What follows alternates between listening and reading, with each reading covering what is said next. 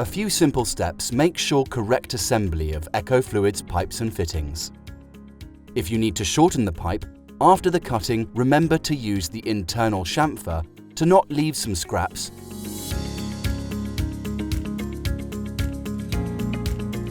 and the external one to avoid cutting the gasket of fittings.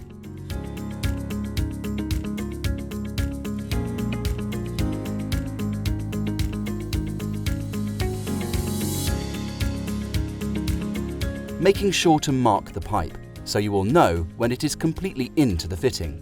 To improve the assembly, you can lubricate the pipe with just soap and water. Untightening the nut.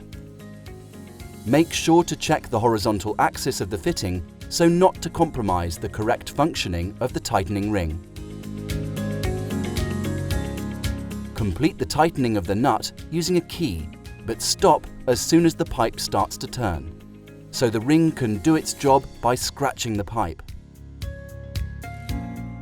By gradually putting the system under pressure, the ring tightens and cuts into the pipe and the fitting cannot slip off.